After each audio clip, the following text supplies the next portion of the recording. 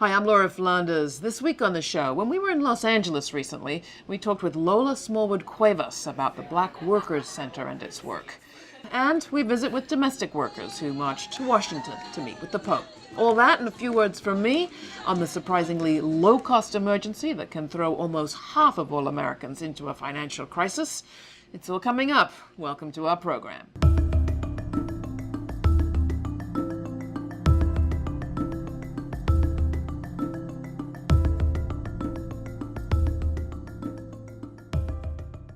Where is the juice in the U.S. labor movement? To answer that question, a lot of people look to Los Angeles, where the AFL-CIO held its last national convention in 2013. But L.A. is also the wage theft capital of the United States, where low-wage workers are robbed of some $26 million a week. In light of all that, how can workers build power? Lola Smallwood Cuevas directs the Los Angeles Black Workers Center, the first in California focused on solving the black job crisis. She's been empowering African-American workers and transforming the industries they work in for years now.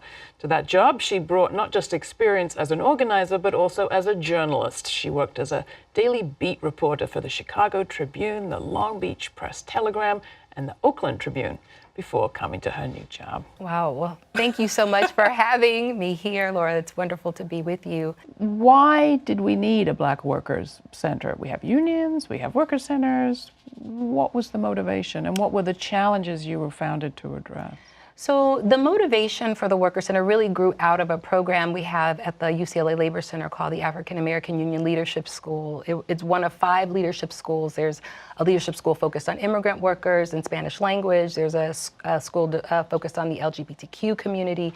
And the idea is, how do you bring trade unionists together to learn together, to understand the economy together, to think about their leadership and change in the economy, not just as union members, but also as community members, and sort of looking at the historic struggles of our community through the lens of work and opportunity. And so it was in that program that we did several research projects, including focus groups talking to Black workers about what was happening in their lives, and sort of recognizing that though at the time the California economy had an enormous expansion, but that Black workers were in a dire situation. We were already, as the California economy was booming in the early 90s into the early 2000s, our communities were in some of the highest levels of unemployment and underemployment on record. And so it was in that moment that we realized we needed to do further study, and a power analysis showed that in our communities, we have a lot of organizations who are fighting the conditions and trying to serve our way out of unemployment, trying to serve our way out of homelessness, trying to serve our way out of mass incarceration. But how do we get at the systemic issues? And the systemic at the root of it is this economy.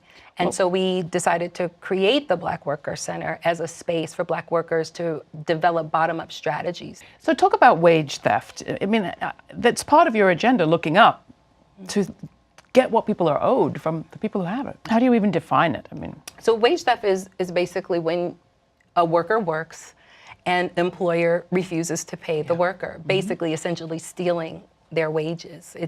It's the crime of the century. It's a crime that has gone unaddressed in Los Angeles for many years, making Los Angeles the wage capital of the nation. And it was one of the reasons why the Black Worker Center felt really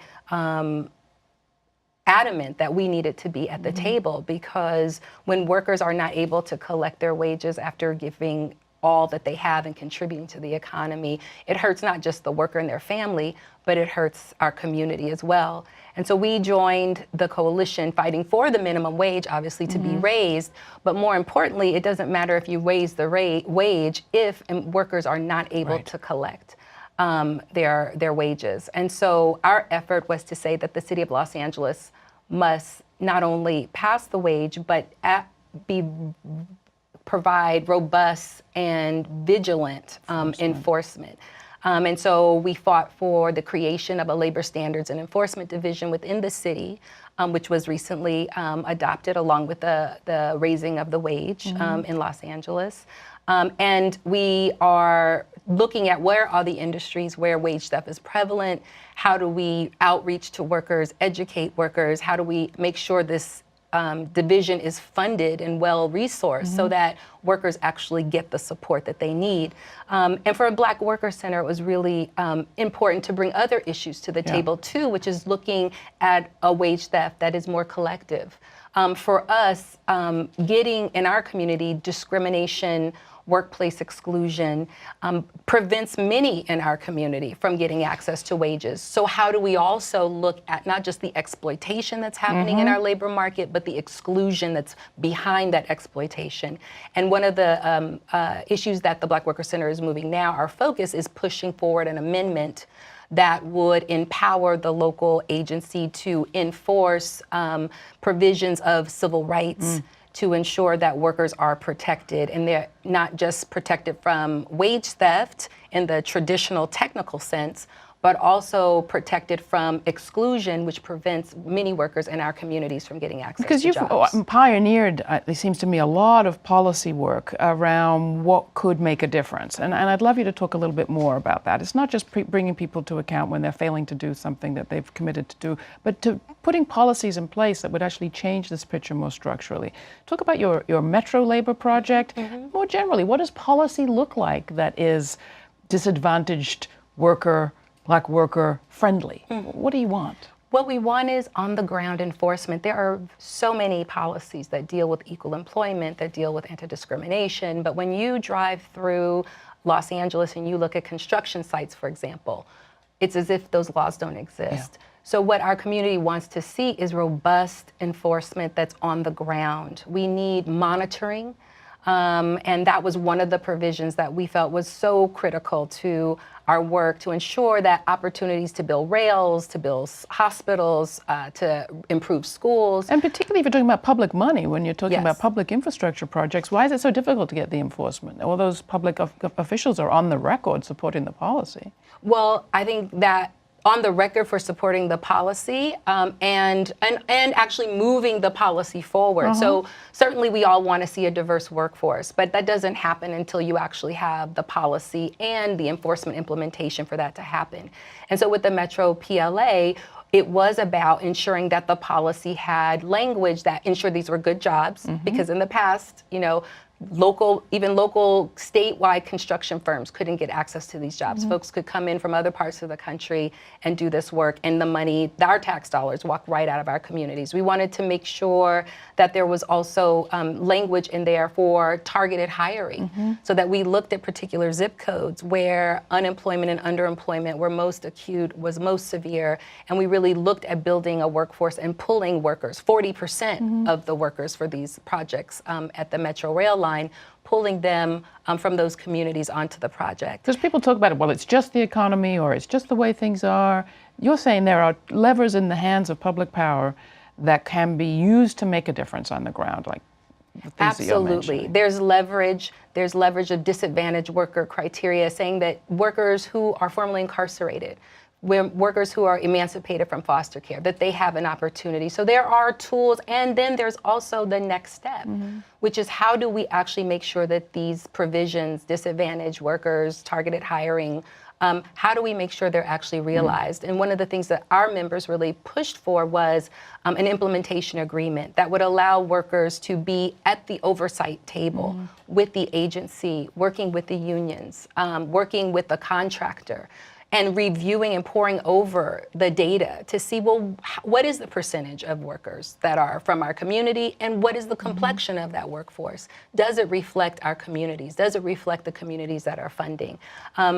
We've also instituted a community monitoring program that works with Metro, and we share reports from the community where we're looking at the workforce, how many African American workers are on the project, but also what kind of work are they doing? And we use that also as a vehicle for talking with the contractors and with Metro to ensure that the numbers are what we want to see. So it's kind of like an environmental impact statement, like what would be the inclusion impact of your policy, and is it actually being implemented and enforced? That's right. Are any politicians talking about this? We had Larry Henley from the Transit Workers on the show the other day, and he was talking quite warmly about Bernie Sanders, less warmly about Hillary Clinton.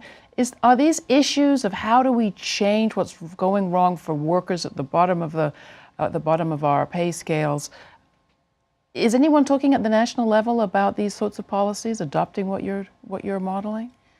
I think it's our responsibility to impact the discourse and to make sure that we're putting families first. We're at a state in our communities where we can no longer just let things move the way they do without us intervening. And so for the conversation for 2016 about where we want to see the presidential priorities set, we know that the issue of work, the issues of inclusion and diversity and equity is critical to the life of our families. And so it can't be simply waiting for candidates to talk about this issue. How do we actually help to move that discourse forward? So our members participated, for example, in a press conference that was held, a community and labor press conference, when the Republican debate was in town, just talking about the effects of some of the policies that have moved forward, that have created such hardships in our communities, the lack of good manufacturing jobs,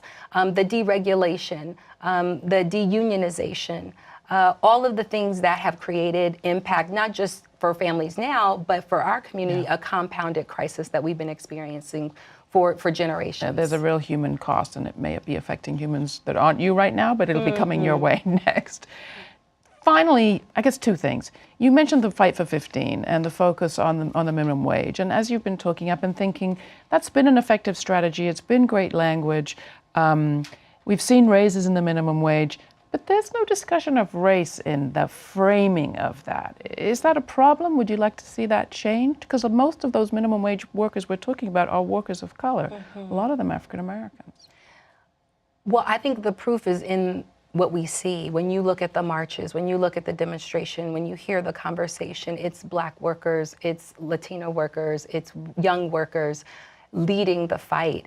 And I think we have, as a movement, to prioritize those voices. And part of our mission is to say that leadership is important in all communities. And how do we ensure that Black workers, Black worker organizing is at the center of our strategies for systemic change in the economy, be it a labor table, be it a community organizing table, is to say that Black workers have to be at that table and have to be instrumental in leading it, and that we have to prioritize the building of the next and new wave of labor movement that includes more of the workers who are impacted by the conditions. Is that your message to the traditional labor movement coming from the Workers' Center, what they can learn from you? Well, I think that we are seeing in LA, it's one of those places where it's a message that's been heard, and it's a coalition that has been growing and building. You know, coming from Los Angeles, where we had a labor movement that, 10, 15 years ago decided that there needed to be a coalitional approach in order to have Los Angeles be a place where workers could live and have an opportunity. And that meant reaching south of the 10 freeway to South LA, civil rights groups and organizations like Scope and Agenda. It meant reaching east to, immigrant rights organizations and building coalitions. And I think we're in the next phase of the maturing of that, and that's with the creation of the Black Worker Center and the uplift of Black worker voices in this recent Fight for the 15, Raise the Wage movement. And so I see great opportunity for a different kind of labor movement. I mean, the Black Worker Center, we're organizing unemployed workers. These aren't union workers. These are unemployed workers or underemployed workers who don't have a union and aren't part of a union organizing campaign. So I think we're already starting to erase those barriers of what is a worker and what is a worker movement. And increasingly, when you look around the table at worker centers, there's the Black Worker Center, there's the Filipino Worker Center, there's Chirla, which represents a lot of immigrant groups, there's Kiwa, the Korean Immigrant Workers Alliance. So we know this is the face of Los Angeles. It's the growing face of America, and it's what's going to be the value added and how we're going to change conditions for Black workers, for all workers. And we're honored to be a part of that movement. But at the same time, we need to make space for that. We have to be intentional about it. We have to look at the complexity of how this economy is impacting workers. Black workers' issues is access. It's the historic exclusion, the historic denial of work. It's the ultimate form of wage theft that our communities have experienced, since emancipation. And so that needs to be recognized, that on top of that, we have a broken economy, an economy that doesn't value work, that doesn't give workers protection, that refuses to acknowledge that workers should have right and say over what happens to them most of the hours of their lives while they're in their workplace. Not just on top of that, but related to that. That's right. There's a relationship. That's right. Our economy developed this way because of the way it developed. Out of unwaged slave, exploitive, brutal, inhumane experience. So that's what American work has grown. It's grown out of the Black experience. And when you look at what's happening to Black community and Black work, you can't say, oh, it's their fault, It's Black workers. We have to know that it came out of the whole birth of what this economy is. And so we have to assault, contest, arrest, resist, all of the conditions that create the Black jobs crisis, because it is the American economic condition. And that's the work that we're doing. And I feel that we are creating new alliances that say that is not okay, that is wrong, and that injustice to Black community and Black workers is an injustice to all. I haven't asked you about the relationship between your work and Black Lives Matter. Let's just end with that. It's implicit, but it's explicit. You're involved with both. How do you see the connections? The connections are the inhumanity that allows our children to be killed in parks, that allows our kids to be killed on their block. That dehumanization is a result of compounded poverty. It's an example of the stripping of every ounce of opportunity and resource in our community. And we need to address and stop the bleeding. We need to stop the hemorrhaging and the loss of life. But what is causing that? We also have to connect the dots, and we've been involved in going to Ferguson. We're looking at creating a Black Worker Center in Ferguson and joining another 4 new worker centers that are coming online across the country, because we know the links between this police and state violence and the economic violence that's killing our families, tearing the social fabrics of our communities every day. So for us, Black Lives Matter is Black Work Matters, and they're linked. And we see this movement evolving in LA, and we see it across the country to begin to connect the dots on what's causing this violence and this ongoing pain in our communities. There's a conference, a National Black Workers Centers conference happening this fall. It might be happening while people are watching this show. What should they know about it? It is the second national convening of the Black Worker Center Network, and we will have over 100 participants this year. So we're growing, almost doubling our participation. We are celebrating 3 worker centers, the Los Angeles Black Worker Center, which is the first center to open, and now we have the Bay Area Worker Center online. We have the Chicago Worker Center for Racial Justice.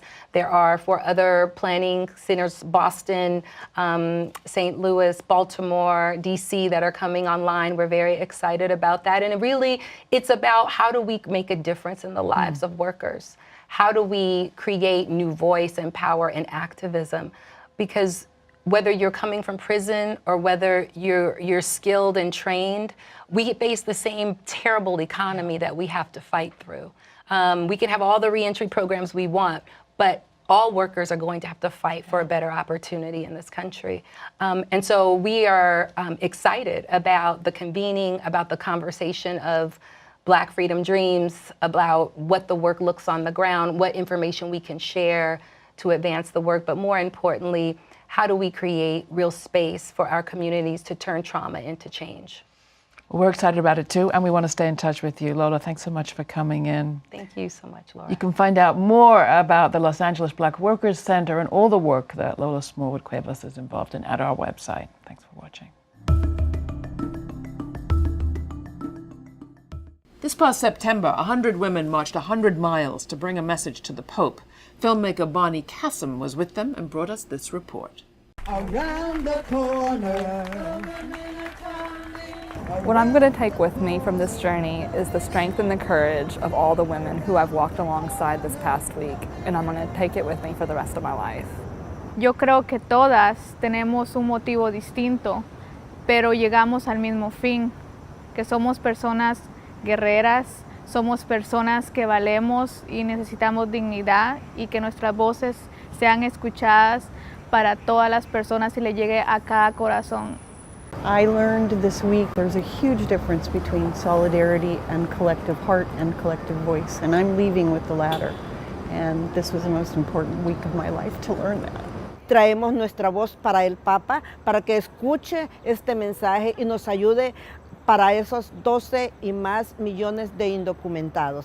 It was really powerful to see so many domestic workers be present and show that they're like out of the shadows and show that we are a force together. Para mí esta caminata fue histórica porque yo soy católica y mi fe es muy grande y se me permitió estar aquí. El 11 de cada mes me comprometo también a caminar, aunque sea una milla o todas las millas que pueda, por los 11 millones de inmigrantes y en 11 meses. On the 11th of every month, we're going to be walking and praying for those 11 million of immigrants that needs our prayers and our sacrifices with love.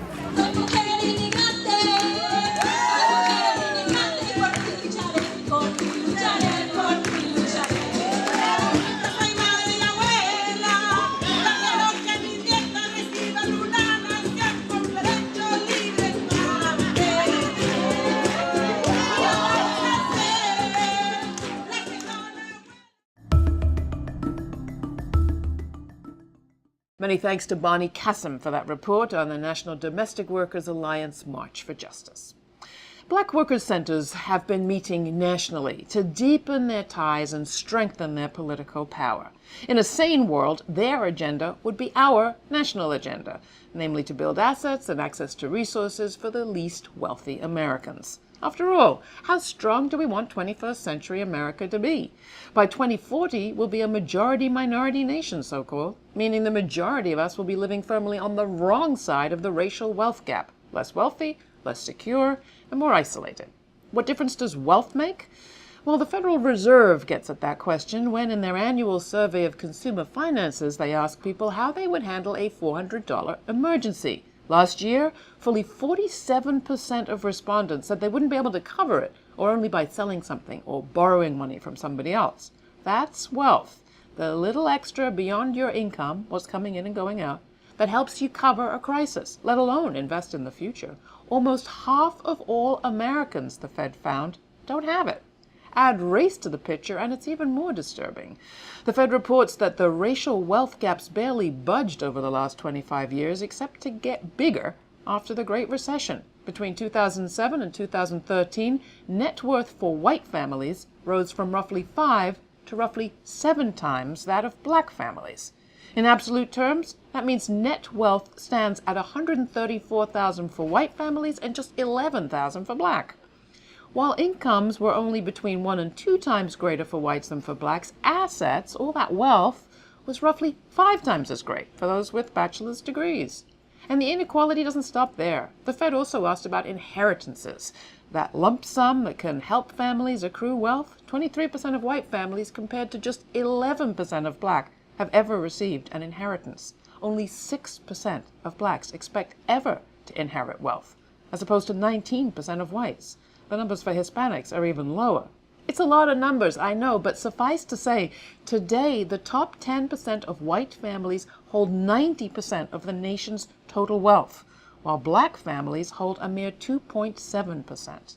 What the black workers' centers in Los Angeles and Baltimore and Chicago are doing, namely doubling down on securing wages, expanding access to contracts and capital, and exploring creative ways to build assets for the black working class, with or without, but especially with a non-white future looming, that's actually what we should be doing as a nation. Listen up. And find all my interviews and reports at thelfshow.org. Check out our new website. And don't forget, You can also get this program as an audio podcast. What would our world look like today if our media showed us as much collaboration as they do competition? What if we got to meet people making change right here, right now, in all sorts of ways we're usually told are impossible? Subscribe today to the Laura Flanders Show for in-depth interviews with forward-thinking people. Smarts, not sound bites, every week, right here. Subscribe, and thanks. This week on the Laura Flanders Show, what does it mean to put yourself on the line for your beliefs? Actress Kathleen Chalfant, who's known for her brave performances and her principled political stances. Art is not an amenity for the privileged. It is the deepest expression of the human soul. And we look at Stanley Cohen, a lawyer who's gone to jail. And there are some of us who challenge the system every way, every day. This week on the show, Ai-jen Poo, director of the Domestic Workers Alliance. How is it that after 75 years of exclusion, in 2015, when we need to be strengthening and growing this workforce, we're still fighting for these basic protections? Then a short film, No Sanctuary, looks at how the U.S. treats immigrant families by locking them up. These are prison companies, and their model and their experience is running prisons.